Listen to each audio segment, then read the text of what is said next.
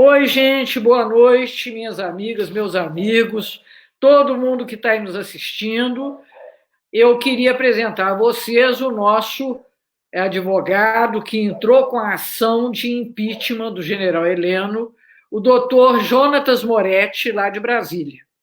Ele atendeu a essa necessidade, eu, o Rogério Correia e o Célio Moura, achamos, de fato, um despropósito que aconteceu na sexta-feira passada, tem uma semana, né, que nós tivemos esse choque, de repente, de sermos saudados, uma nota ao povo brasileiro em que o general Heleno manifestava sua indignação pelo fato de ter sido solicitada a entrega do celular do presidente da República no processo do qual ele é alvo, e, ao final, ele dizia que consequências imprevisíveis poderiam resultar dessa afronta aos limites entre os poderes.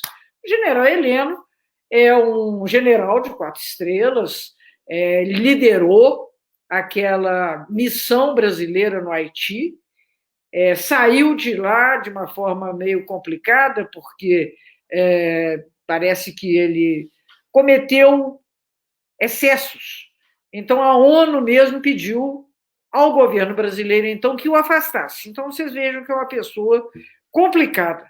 No seu passado, bem mais jovem, ele foi ajudante de ordens, que é mais ou menos chefia de gabinete, do então ministro Silvio Frota, uma das pessoas mais duras dentro da ditadura militar. Então, ele carrega consigo esse passado e, de alguma forma, parece que a situação de tensão em que se encontra a presidência da República acordou nele os piores fantasmas. E ele veio com essa loucura para cima de nós. Então, nós, deputados federais do PT, o deputado Rogério Correia, aqui de Minas, o deputado Célio Moura, do estado de Tocantins, decidimos que não podia ficar desse jeito, é preciso ter reação, e eu vou pedir, então, ao doutor Jonatas Moretti que explique para nós o que é essa ação, como é que ela está tramitando, quais são as outras ações que estão tramitando também, e como é que elas se diferenciam dessa que a gente entrou de impeachment do general Heleno.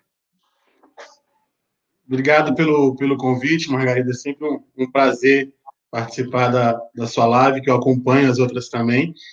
E essa situação é muito, muito grave. Até acrescentaria um ponto, que além do Twitter do general Heleno, no outro dia, um grupo de militares reformados da Academia das Agulhas Negras 71, que inclusive nomeia a turma de Marechal Costa e Silva, fez uma manifestação dizendo que, inclusive, esse atrito entre os poderes poderia ocasionar, quiçá, uma guerra civil. É isso. Para a gente analisar o tamanho da gravidade da afronta que parte do governo e parte dos militares tem causado ao nosso sistema democrático. Então, o que nós fizemos foi uma denúncia de crime de responsabilidade, que hoje em dia está muito conhecida como impeachment. Diferente de outros parlamentares e partidos que fizeram uma queixa-crime por crime comum. Então, é tanto absurdo que tem crime para todo lado. Tem crime de responsabilidade, tem crime comum, então tem flecha para jogar de todos os campos.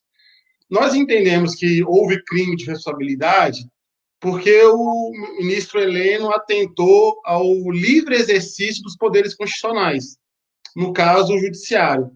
Porque a nota dele é uma ameaça aos magistrados, no caso, o ministro do STF, de que, caso não decida conforme os interesses dele, que é também os interesses do governo federal, poderá ter consequências drásticas, não calculadas, imprevisíveis. Então, isso configura um crime de responsabilidade que tem como consequência a perda do cargo público e também a proibição de exercer outra função pelo prazo de 8 anos. O problema é que tem como tem alguma complexidade, como quase tudo no judiciário, que é um probleminha processual, que é um entendimento do Supremo de 2003. Não sei se a senhora vai lembrar, mas no final da década de 90, teve algumas decisões da Justiça concedendo alguns benefícios aos servidores da carreira das instituições federais de ensino. E aí, o governo federal, por mais que já tinha decisão, tinha determinação para pagar precatório, o ministro da Educação e o ministro da Fazenda não repassavam esses dinheiros para as universidades para pagar os servidores, tanto professores como técnicos administrativos. E aí, em 2000, o então deputado Aloysio Mercadante e outros parlamentares da oposição fizeram uma denúncia de impeachment contra o ministro da Fazenda, o ministro da Educação e o ministro do Planejamento. Só que a senhora vai lembrar, e os demais colegas que estão ouvindo a live, que quem era o Procurador-Geral da República no ano de 2000 e nos 8 anos do FHC era o Geraldo Brindeiro, que tinha a alcunha de engavetador-geral da República. E, então, ele segurou essa denúncia do Aloysio Mercadante e outros parlamentares por um ano e pouco, e quando ele faz um parecer, ele diz que, no caso de impeachment contra ministro de Estado, é diferente de presidente da República, só o Procurador-Geral da República pode fazer. Sim. Então, ou seja, ele teria uma forma como proteger os ministros e o próprio, né, os ministros do governo a qual ele recebeu. No caso, o Procurador-Geral da República pode dizer: só eu é que posso fazer o impeachment do Heleno. Exatamente. Qual que foi a argumentação? Qual que foi a argumentação dele? A lei do impeachment é uma lei de 1950. Isso.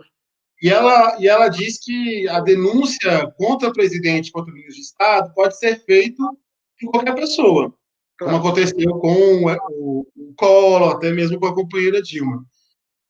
Só que aí depois, em 88, veio a Constituição e ela fez uma separação do impeachment de ministro com o impeachment de presidente da República. O impeachment contra o presidente da República, ele é julgado pelo Senado Federal, precedido de uma autorização da Câmara dos Deputados, que todo mundo acompanhou em 2016. Já o impeachment contra ministro de Estado, se não tiver nenhuma conexão com algum ato do presidente da República, ele é julgado só pelo Supremo. Aí, o que o Geraldo Brindeiro, muito inteligentemente, fez?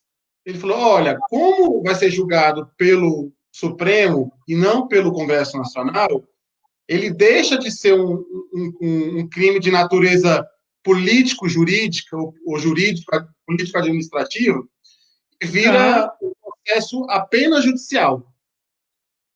Se é um processo apenas judicial e é um crime, ainda que é comum, então ele tem que ser prioridade não, exclusividade do Ministério Público.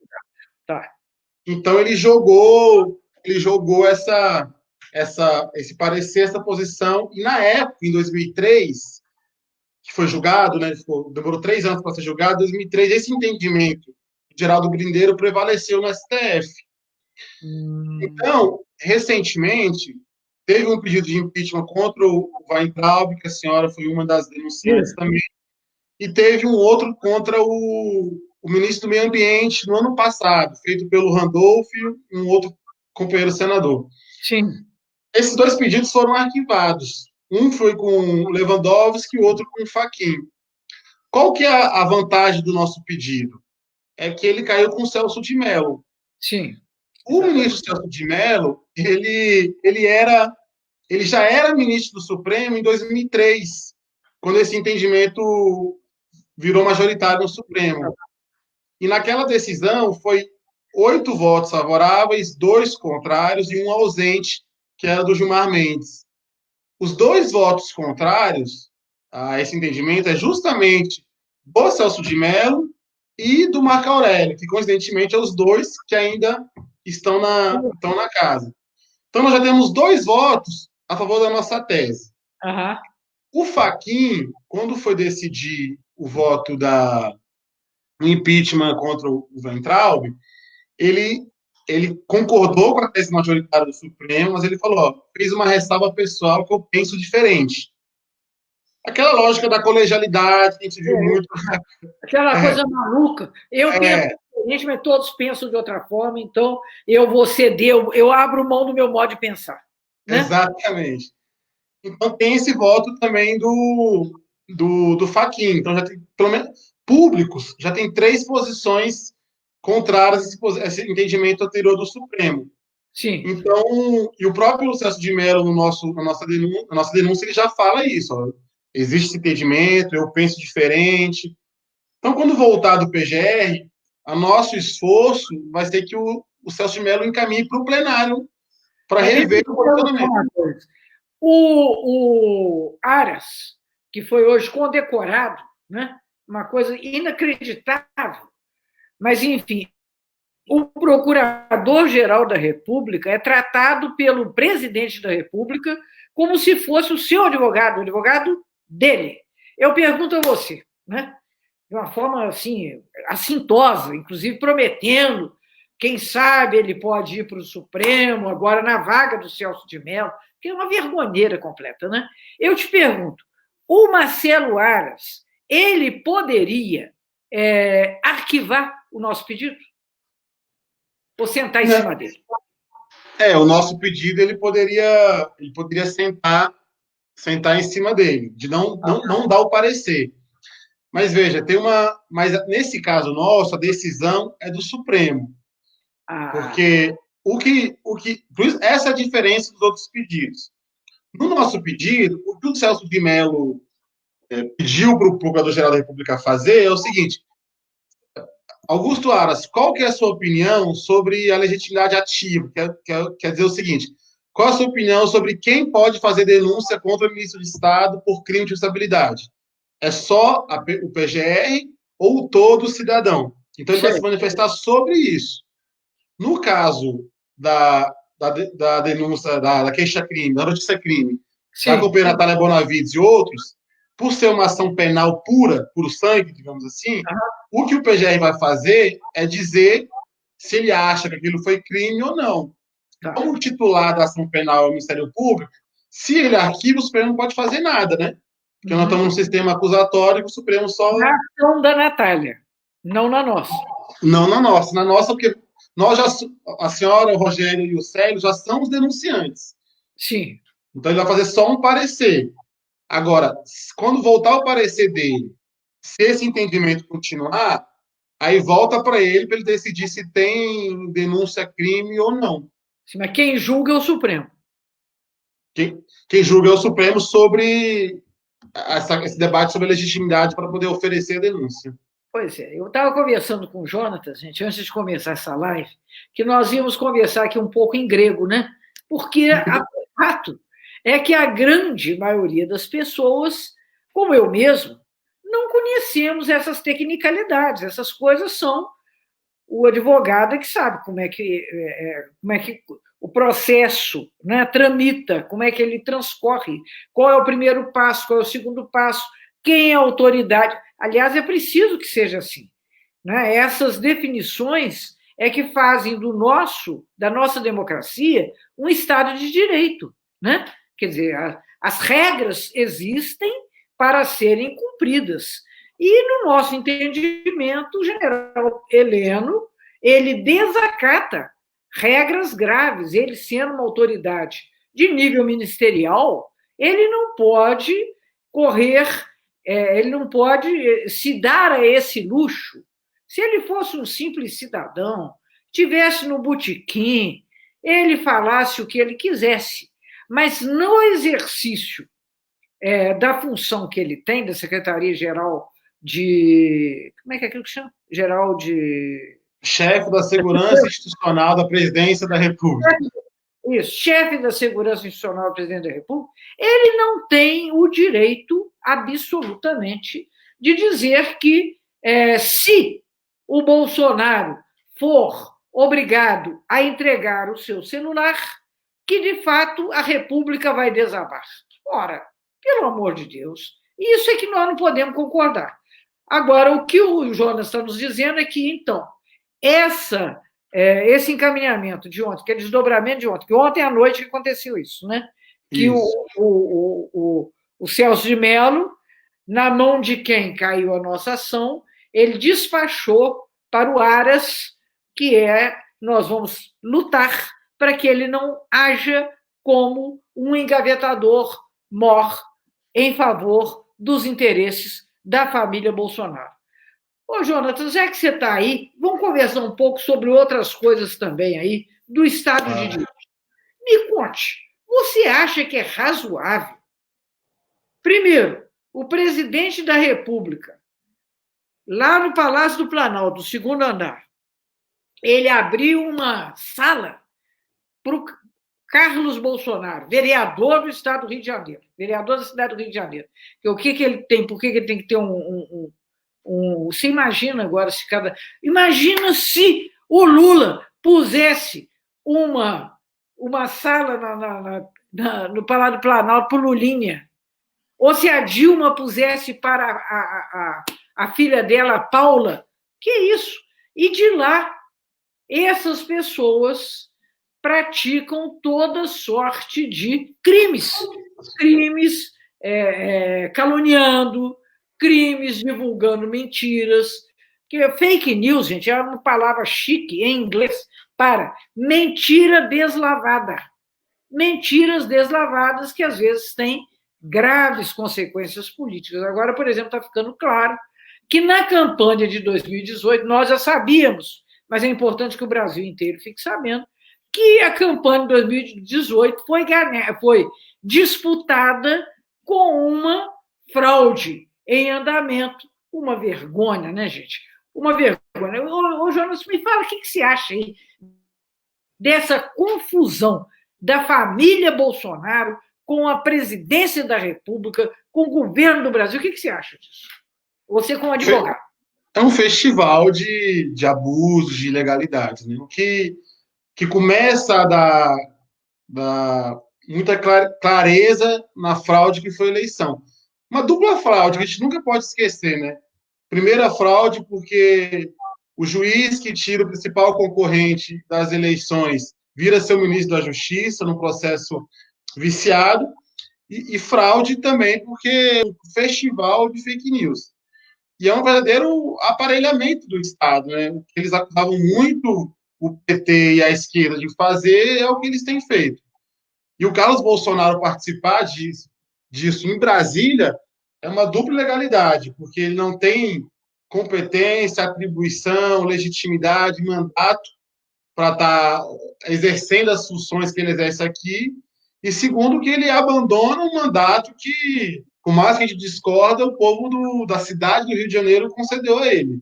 Então, ele não trabalha lá, trabalha aqui sem ter legitimidade. Então, sem contar, assim, acho que a gente tem que ter muita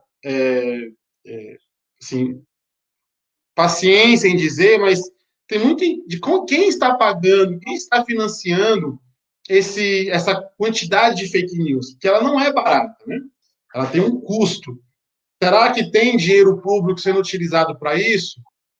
Como que está a transparência da SECOM, né?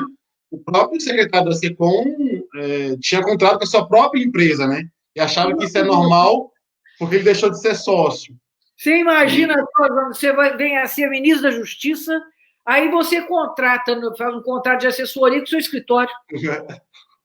Só porque eu deixei de ser administrador do meu escritório, eu posso fazer isso, né?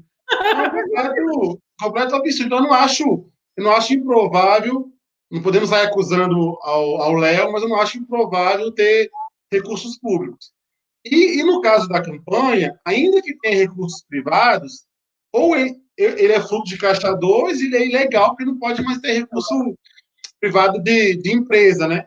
Então, o que o inquérito da fake news começa a apurar com mais clareza, em especial pela Avan e pela Smart Fit, é que possivelmente isso é financiado com doação privada, que também é ilegal.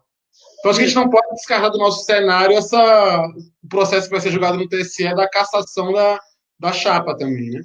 Que é, na verdade, uma coisa muito importante, porque além das improbidades cometidas pelo Bolsonaro, mas esse processo de fraude na eleição alcança a chapa toda.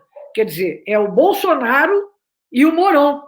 Então, embora o Mourão fique com aquele risinho, né, cínico que ele mostrou durante aquela reunião, aquele pandemônio que foi a semana passada, né? Tem uma semana que o país estarrecido assistiu àquela verdadeira tempestade de palavrões, de insensatez, de desrespeito, de falta de escrúpulo, tudo que você pode pensar, e o Mourão não abriu a boca. Ele só ficou com aquela carinha dele de riso, pensando assim, eles cada vez se encalacram mais, e pensando, quem sabe que a presidência cairia no colo dele, né? É um direito que ele tem, até um sonho que ele pode ter. Mas como ele foi eleito nessa falcatrua, né, que hoje a gente está tendo desvelada, e aí é preciso, Jonatas, que a CPI da fake news, que o presidente do Senado implemente a sua prorrogação, para que nós possamos ter provas robustas e um relatório que está sendo elaborado pela deputada Lídice da Mata, que é uma deputada de muita qualidade, uma deputada baiana, uma grande lutadora, uma mulher muito séria. Então, a gente precisa deste relatório para podermos realmente colocar o dedo nessa ferida, que não é uma ferida do Bolsonaro, do Mourão, é uma ferida do povo brasileiro, né? Nós é que estamos aí com esse desgoverno no meio da pandemia, uma coisa muito grave, porque nós nunca, em 100 anos, pensando na história do Brasil, nós nunca tivemos um momento tão difícil. É uma tempestade perfeita. Porque você tem a pandemia, essa quantidade de mortos, que está chegando agora perto de 30 mil mortos, e o pior não é que são 30 mil mortos. 30 mil mortos, quantas delas ocorreram por negligência, por falta de condições de atendimento, ou por uma conduta inadequada, porque o isolamento social não foi praticado como deveria ter sido. Então, é muita dor, né? Então, você tem a crise sanitária, as mortes, você tem uma crise econômica. Hoje foi divulgado que no primeiro trimestre o PIB caiu 1,5%. Então, nós estamos agora com a economia do tamanho que o país tinha em 2012. Só que o país está cada vez mais populoso, mais complexo. Então, na verdade, nós estamos mais pobres.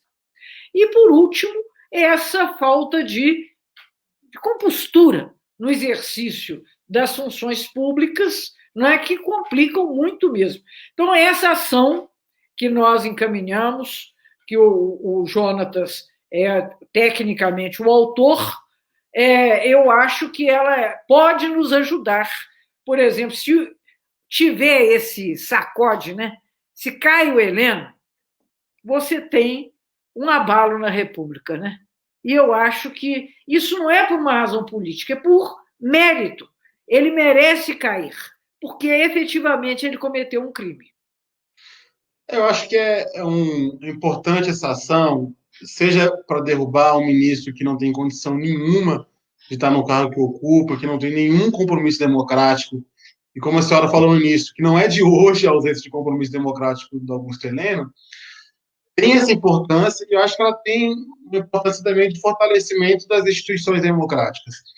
Não é razoável você deixar nas mãos do Procurador-Geral da República, que, na atual regra nossa, é indicado pelo Presidente da República, sem necessidade de lista tríplice ou de qualquer outro controle, uma nomeação livre, ele ter sozinho o poder de decidir se vai ter um processo de impeachment contra o ministro ou não.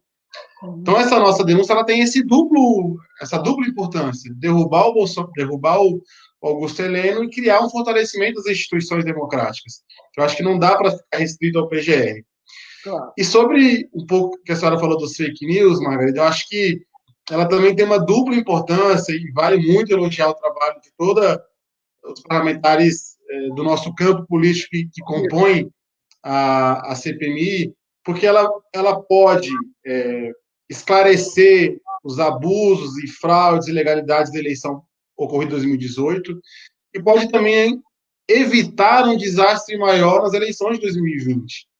A gente não tem definido ainda quando vai ser a eleição, se vai ter um adiamento, se não vai ter.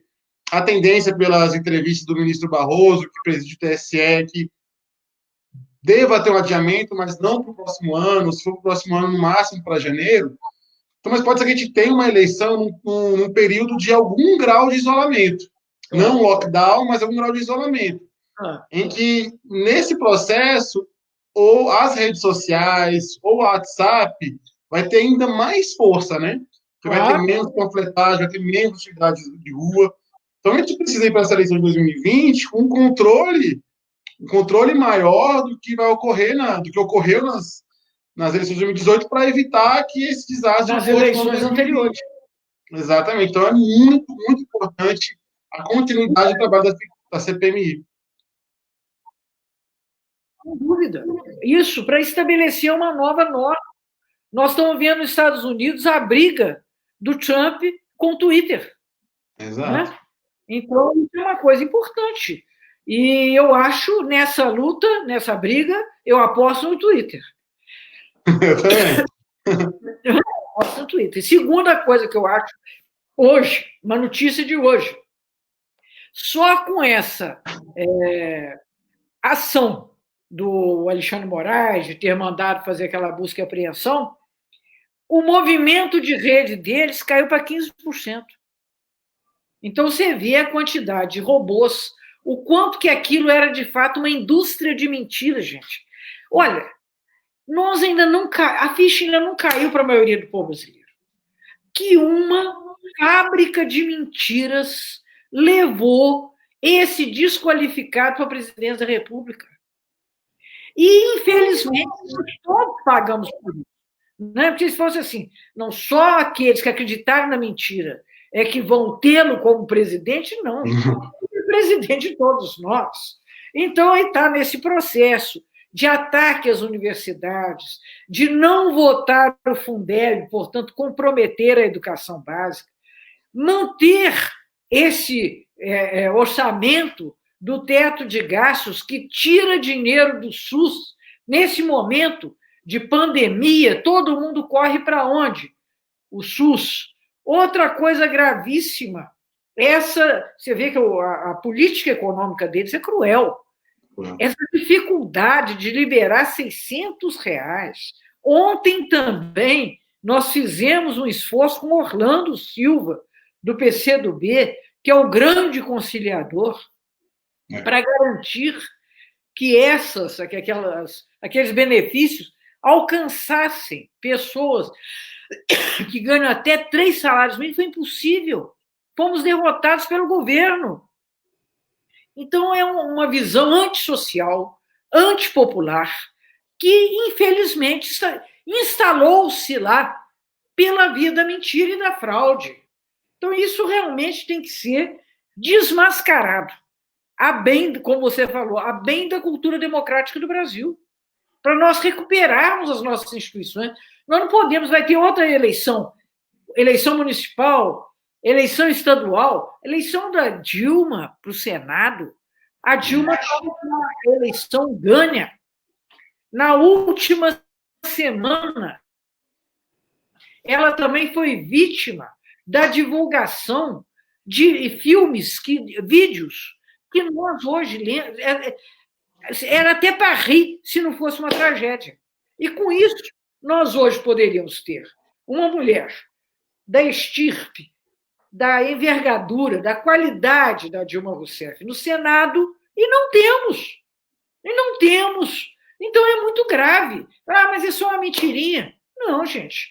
É uma mentira que pode custar o rumo do governo do país. Então não dá para a gente assistir a isso de braço cruzado, como também não dá para assistir de braço cruzado a cada dia a democracia ser insultada, as instituições serem agredidas, e a gente, vamos deixar.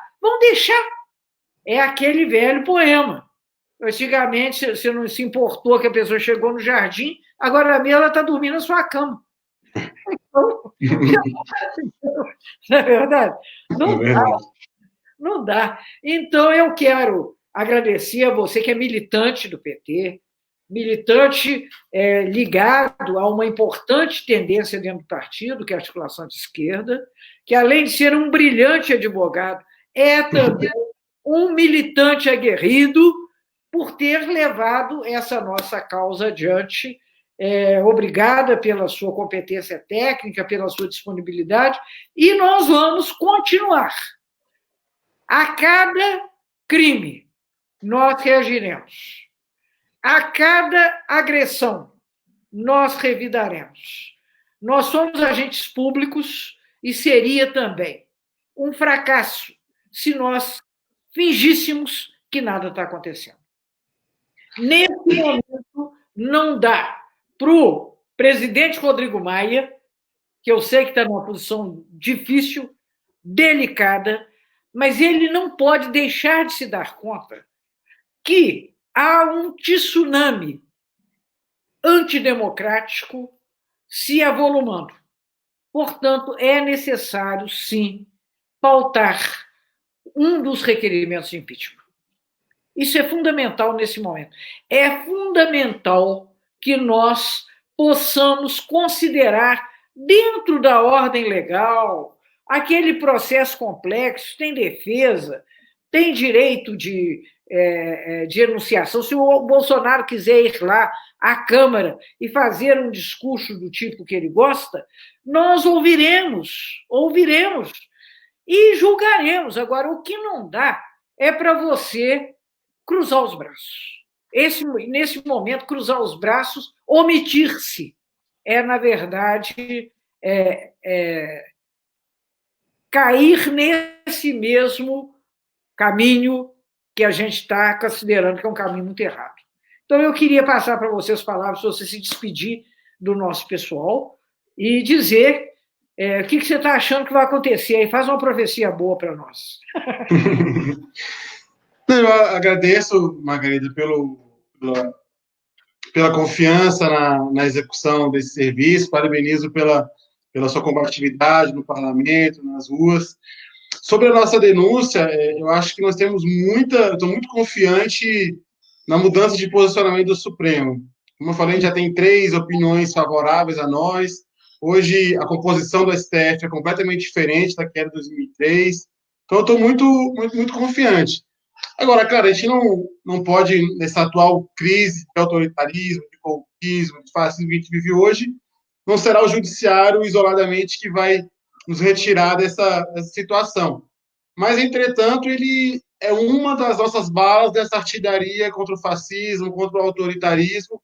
Eu acho que nessa guerra, todos os tiros e as balas que tiver em nossas mãos são necessárias para utilizar e vamos utilizá-las. Mas eu estou bem confiante e acho que foi muito bom ter saído do ministro Celso de Mello, então vamos aguardar e pressionar para que a decisão seja favorável. Muito bem. Estamos aí, estaremos lutando em todas as trincheiras. Contem com a luta, que nós estamos contando com a luta de vocês também. Tá bom, gente? Valeu. Uma ótima noite. Muito obrigado, viu, Jonatas? Um abraço. Valeu, Margarida. Até agora. Tchau, gente. Tchau.